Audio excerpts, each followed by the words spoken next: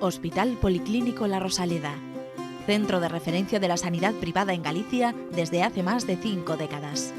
La Rosaleda cuenta con el mejor y más completo cuadro médico. Actualmente está formado por casi un centenar de facultativos altamente cualificados que cubren prácticamente todas las especialidades médicas. Además, dispone de unidades específicas totalmente punteras, como la unidad del sueño, antitabaco, neurología cognitiva, neurofisiología. El hospital está dotado asimismo con la tecnología más avanzada, ofreciendo a sus pacientes las máximas prestaciones sanitarias con los más vanguardistas medios de diagnóstico, quirúrgicos y asistenciales. Más de 10.000 metros cuadrados a tu disposición, con unas instalaciones recientemente reformadas para una mayor confortabilidad, exclusividad y el mejor trato a sus pacientes.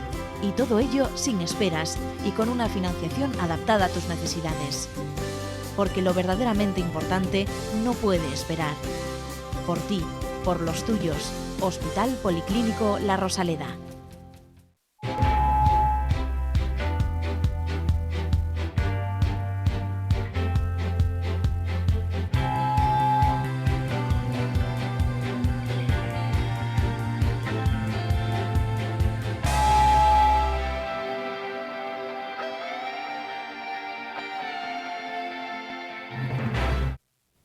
Hola, bienvenidos. Una semanita más en Falando de Saúde en la televisión del Correo. Ya saben, para contarles cosas que tienen que ver con cómo nos cuidamos, consejitos, alguna recomendación y sobre todo aprender a cómo vivir más y mejor. Mi querida compañera María Almodóvar, siempre a mi lado, aquí como un sargento de caballería. María, bienvenida. Gracias. Luego te confieso una cosa, pero al final. Bueno, ya empezamos. Y naturalmente, lo primero es lo primero. En todas las casas, ¿quién manda? La señora, ¿verdad? Vale, pues ya está. María, ¿de qué vamos a hablar hoy? Pues hoy, en Falando de Saúde, entrevista a una doctora de La Rosaleda. Además, los espectadores plantean sus dudas sobre las vacunas y el programa de detección de cáncer de colon. Por otro lado, el doctor Ignacio Balboa nos explicará el término ácido fólico y, por último, desde el Servicio de Enfermería de La Rosaleda nos hablarán de la ergonomía en pacientes de diálisis. Pues verán ustedes. Por aquello de que estamos en temporada, resulta que hay toda una polémica montada respecto al tema de las vacunas. Ha habido algunas noticias por ahí, que si no vacunaron, que si vacunaron, que si debemos hacerlo. En fin, lo mejor es preguntarle a la gente que sabe, y para eso tenemos a la doctora Silvia Rodríguez, que coordina la unidad de urgencias del Policlínico de La Rosaleda, que de esto sabe un montón. Hola Silvia, bienvenida. Hola, muchas gracias. Se ríe porque digo que sabe un montón, pero es verdad que sabe. A ver, vamos a empezar por el principio porque mucha gente todavía no sabe lo que es una vacuna. Silvia, ¿qué es una vacuna?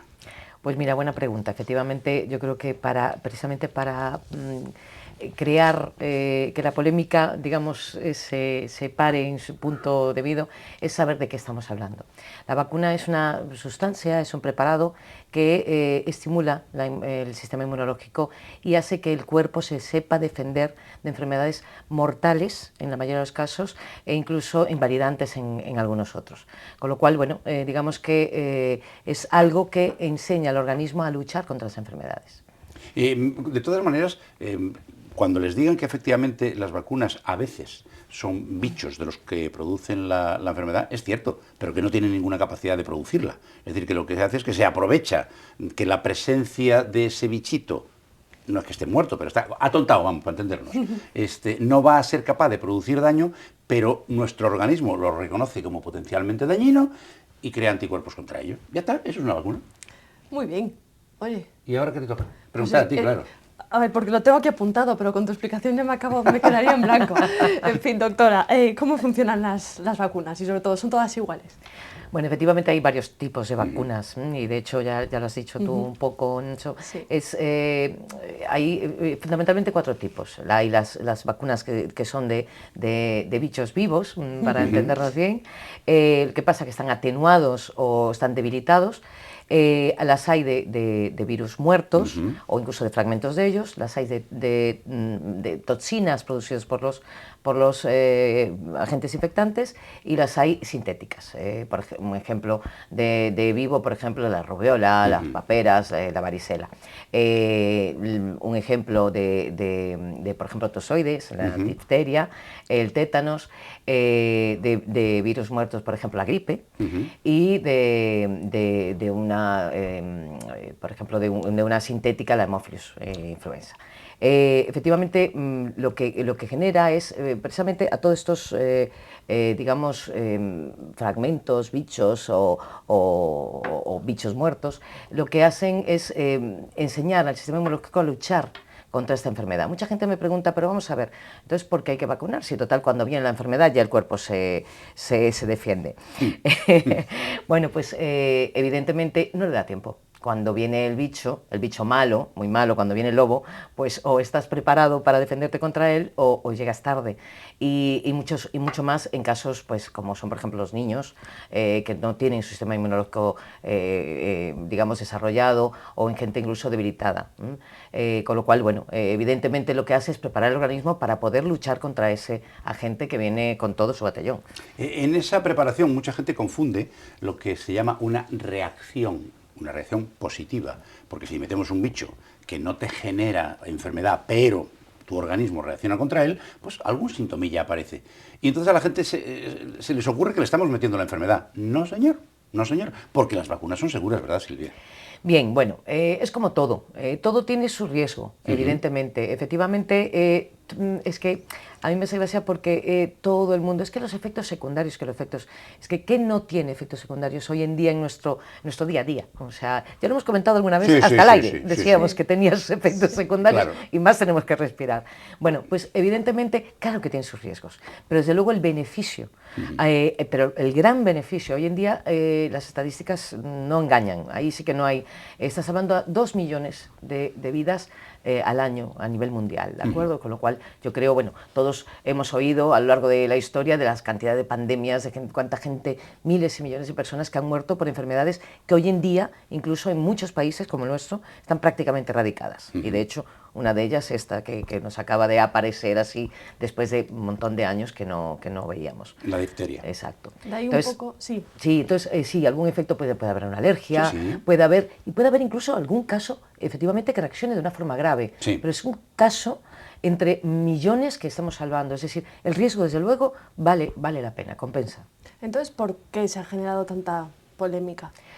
Bueno, todos... Porque se han salvado muchas vidas. Efectivamente, claro. Efectivamente. Bueno, realmente, vamos a ver, yo creo que no hay que darle demasiado.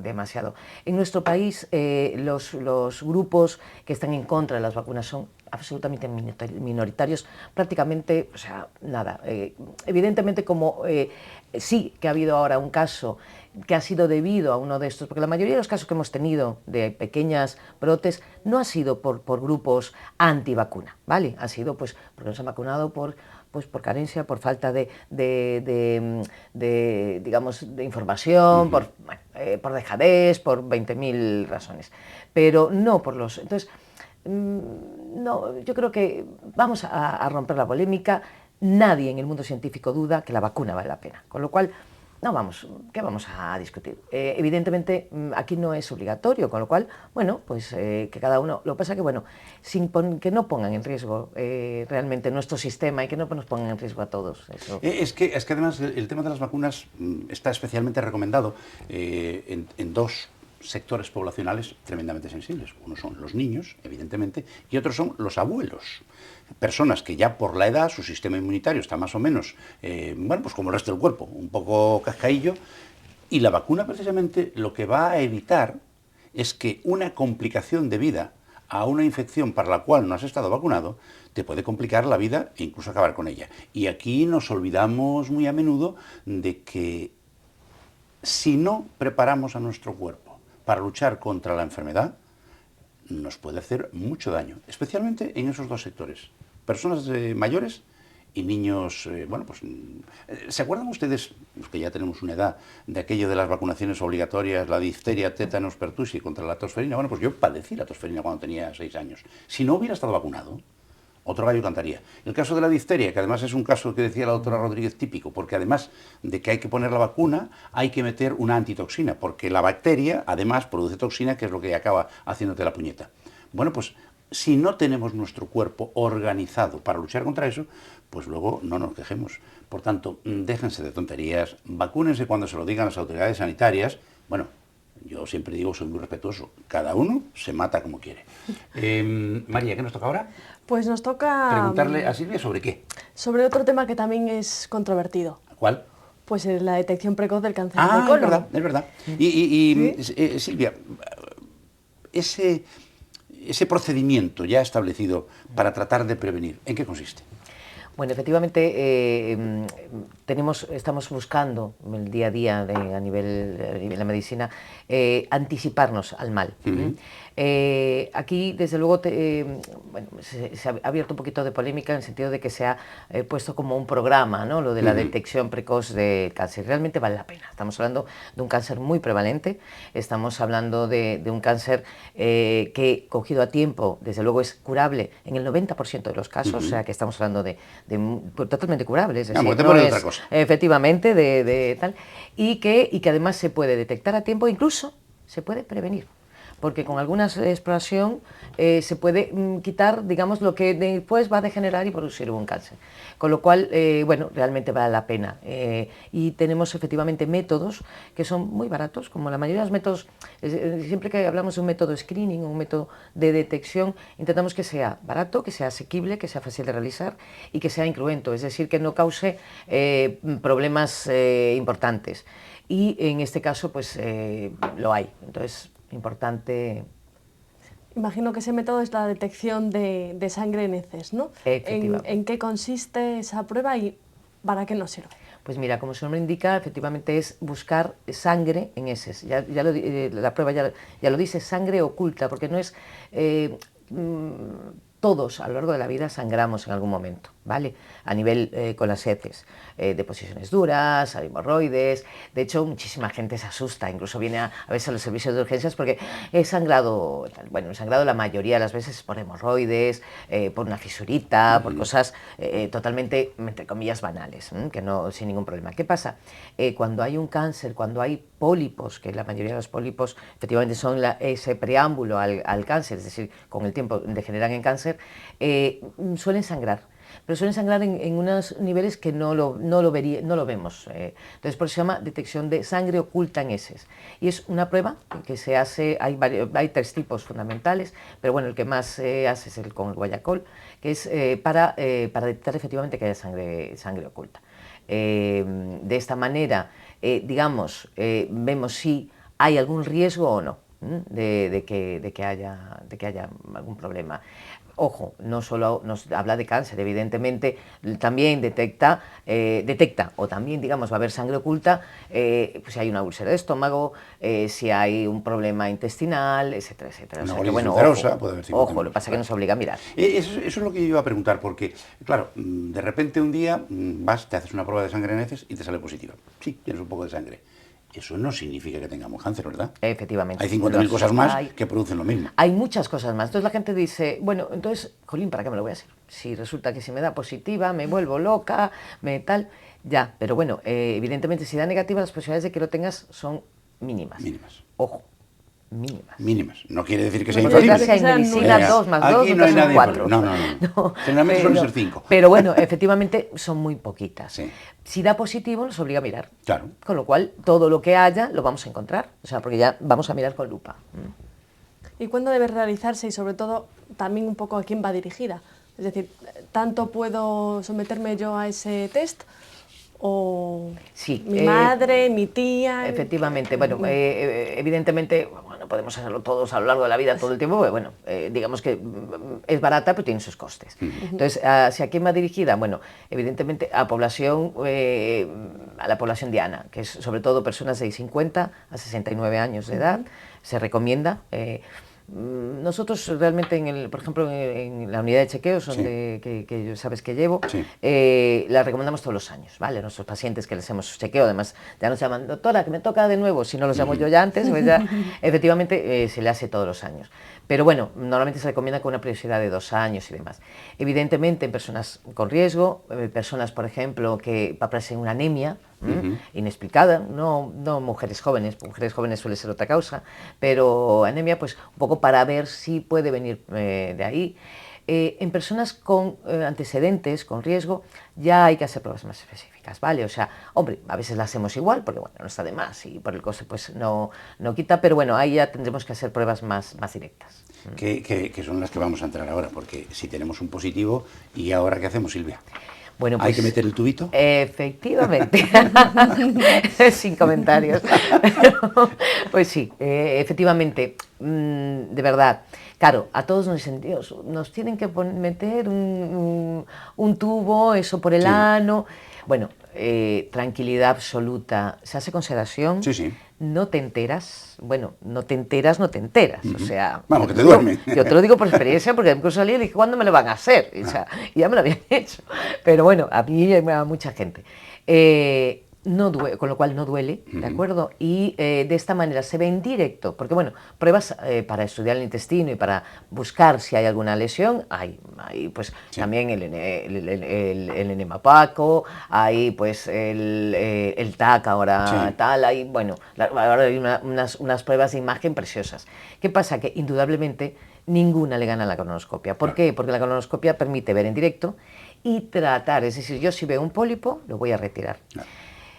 Tengamos en cuenta que el pólipo es el que suele malinizar y volverse en cáncer, con lo cual si yo retiro un pólipo a tiempo, es decir, antes de que se vuelva un cáncer, estoy preveniendo el cáncer. O sea que, Dios mío, es de los pocos cánceres que podemos prever ahí in situ. Entonces, realmente vale la pena. Entonces, efectivamente, si da positivo, tenemos que mirar. Hay gente que prefiere que le hagas una prueba de imagen antes de la colonoscopia. Bueno, es una opción. Yo normalmente recomiendo directamente, si no hay ningún problema y no suele Lo mejor es mirar dentro y ver lo que hay. Y tal cual. Y además... Y encima puedes tratar. Solucionar, efectivamente. ¿Qué tenemos preguntitas, María, de nuestros...? Tenemos preguntas, pero es que yo tengo ahí una curiosidad. Pregunta. Es decir, ¿cómo se recogen las heces una vez que bueno, si la gente cuando le dices, mire, tráigame una muestra de heces. Entonces, bueno, ¿Y cómo lo hago? La gente, bueno, a todas estas, lo primero que les digo, porque esto en el laboratorio me insisten mucho, es que vale con el tamaño de una uña. Es decir, nada, es una muestra pequeña, ¿de acuerdo? No hace falta que llenemos el bote, ni mucho menos. Entonces, esto además siempre el laboratorio, doctora, ¿sí está en qué? Tal. Entonces, efectivamente. Entonces, bueno, ¿cómo se recoge? Evidentemente, si nosotros hacemos las exposiciones en el váter de manera normal, cae en el agua y entonces, pues, oye, ya está distorsionando el estudio. Con lo cual, una buena manera, por eso tenemos aquí la imagen, ponemos papel en la parte del váter, en la parte donde cae hacia el agua, ponemos ahí papel, nos ponemos al revés en el váter, de tal manera las heces caen en el papel y ahí podemos, que de hecho ya tienen los frasquitos, ya tienen como una cucharilla para coger, cogemos una pequeña muestra, cerramos, le damos a la cadena y se acabó el problema. Es decir, que ya veis, no es tan difícil. No, para nada. Perfecto. No. Ahora la preguntita. Ahora sí, gracias.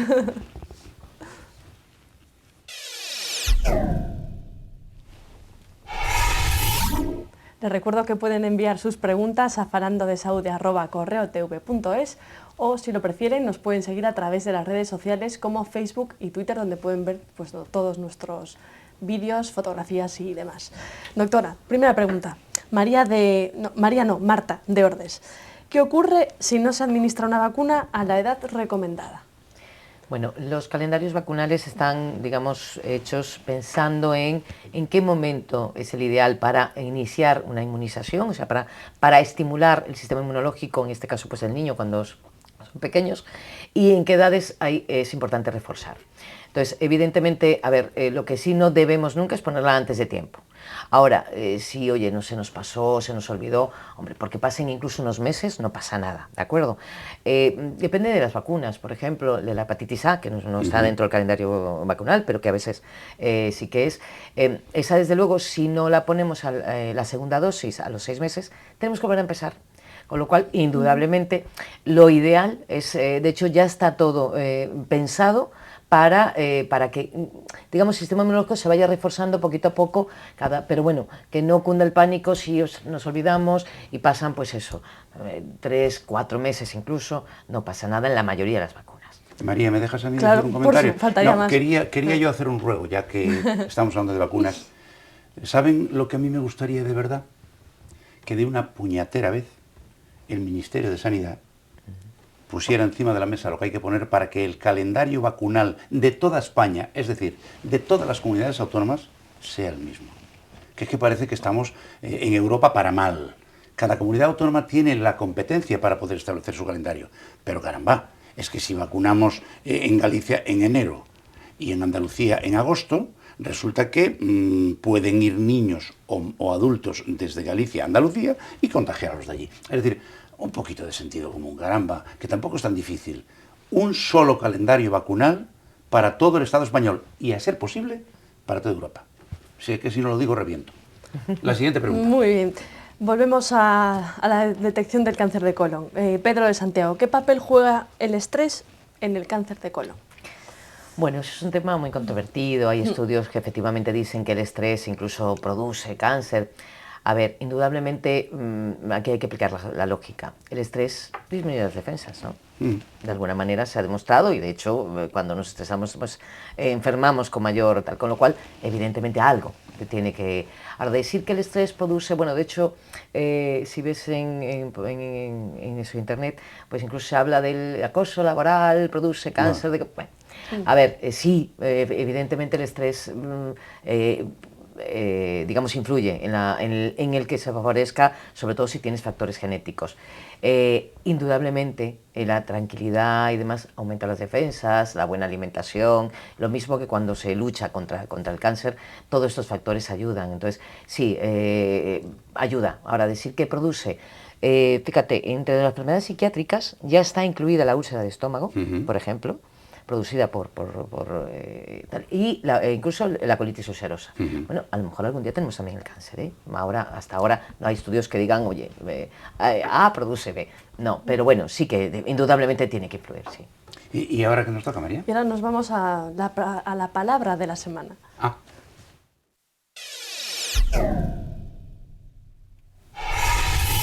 Bueno, en este caso son dos, pero bueno, no te asustes. Ácido fólico, que tanto se oye hablar de él. Y se oye hablar con razón. Bueno, el ácido fólico es una vitamina del grupo B, concretamente el 9. Ya saben que el 6 es para deshacer el alcohol.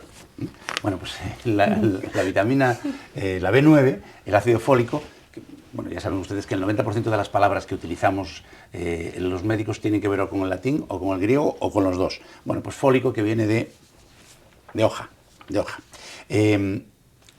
Es una vitamina, es un elemento que, por cierto, no lo fabrica el cuerpo, hay que meterlo desde fuera, por tanto, va en la alimentación o lo podemos tomar también en pastillitas. ¿En qué interviene? Bueno, pues como casi todas las vitaminas, en un montón de cosas. Pero es de capital importancia, sobre todo, para las mujeres y sobre todo para las mujeres que están en gestación. ¿Por qué? Porque la vitamina B9 es muy importante a la hora del desarrollo del sistema nervioso de los bebés. Por ejemplo, déficits, se han visto, ahora ya prácticamente no se ven, pero déficits importantes de ácido fólico, pues a veces pueden provocar espina bífida, que ya saben ustedes que es una condición bastante seria y muy invalidante. No quiere decir que vayan a tener espina bífida el niño si están un poquito bajas, no tiene nada que ver. Pero lo que sí es cierto es que es especialmente importante cuidar durante toda la fase del embarazo y un poco durante el posparto, que la cantidad de vitamina B9, ácido fólico, que ingiera la madre sea el adecuado. Está alrededor de los 600 microgramos por día en las embarazadas. Una persona normal con 400 apaña y después del parto con 500.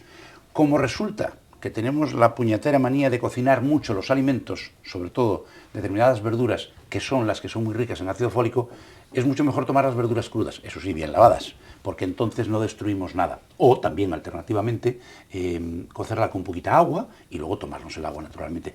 Por ejemplo, el caldo gallego es muy rico en ácido fólico y está de maravilla.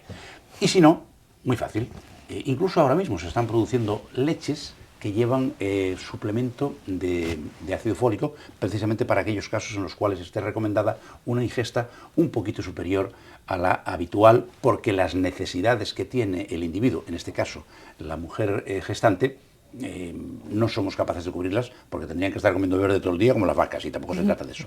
Es mucho más sencillo tomarlo o en la leche, o a través incluso de alguna pildorita, algún suplemento vitamínico.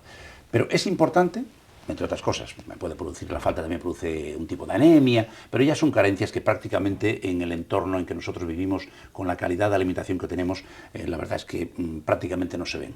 Pero, y el pero es, hay que tener cuidado cuando, sobre todo de manera inadvertida, es decir, alguien que no está esperando quedarse embarazada y se queda, y a lo mejor resulta que durante los últimos 4 o 5 meses ha comido regular, porque se ha puesto a dieta o vaya usted a saber. Bueno, pues en esos casos hay que dar ese suplemento de ácido fólico, que viene de hoja, o vitamina B9. ¿Está? Está muy bien. Vale, ¿y ahora dónde vamos? A la Rosaleda a recibir un consejo.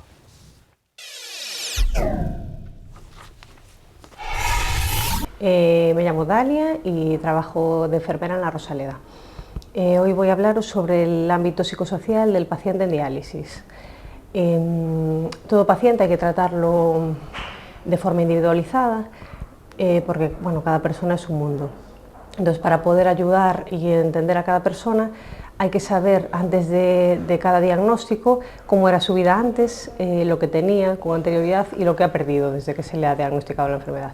Como un paciente crónico es un paciente que va a convivir con la enfermedad durante un periodo muy largo, con lo cual va a pasar diferentes etapas desde que se le diagnostica. Va a pasar una fase de negación, de rechazo a la enfermedad, otra de regresión, de depresión, hasta que por fin acepta la enfermedad. Una vez que se acepta la enfermedad y se asume, digamos, es cuando se le puede ayudar al paciente en este ámbito más de psicología y en el ámbito social. No nos vamos a meter en el ámbito psicológico porque es muy amplio, pero en el ámbito social sí decir que el pilar fundamental y básico siempre va a ser la familia en este tipo de enfermedades y patologías crónicas. Luego es muy importante también el factor laboral, aunque en diálisis tampoco es algo que preocupe en exceso, debido también sobre todo a la edad avanzada de los pacientes que están en diálisis. Y sí contemplar en el ámbito social pues que hay asociaciones que ayudan a estos pacientes con multitud de actividades y organizan eventos para sí que tengan en actividades lúdicas, y sí también comentar que pueden adaptar sus necesidades a la sociedad, que es lo que más complicado lo tienen.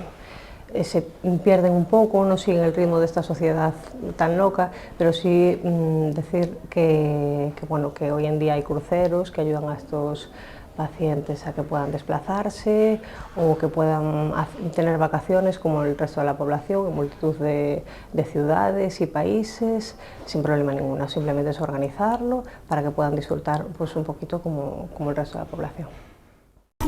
Y se nos acabó el tiempo. Mire que hemos tenido cosita variada hoy, hemos hablado de un montón de cosas. Hemos hablado de vacunas, de cáncer de colon, de vitamina, consejito en la Rosaleda, pero nos queda el tiempo justo todavía para agradecerle a la doctora Silvia Rodríguez su presencia, su encantadora presencia. Silvia, muchísimas gracias como siempre. Sabes que es un placer estar aquí con vosotros. Y aquí nos pasa lo mismo, es un placer tenerte con nosotros, por eso te invitamos de vez en cuando para que vengas. Encantada. Y, por supuesto, como voy a decir yo otra cosa, más me vale, lo encantado que estoy de tener siempre aquí a María conmigo. María, muchísimas gracias. Gracias, pero ¿por qué será que a todos os produzco miedo? O sea, no puedo a entender. mí miedo, no, pánico. No, y a ustedes agradecerles, como siempre, la audiencia, la presencia al otro lado de las cámaras.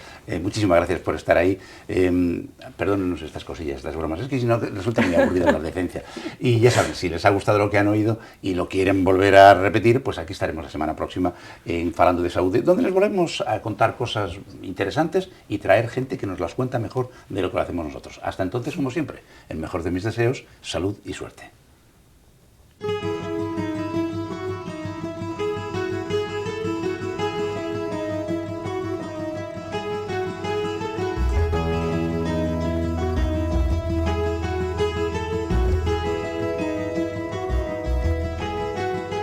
Centros Médicos La Rosaleda han patrocinado este programa.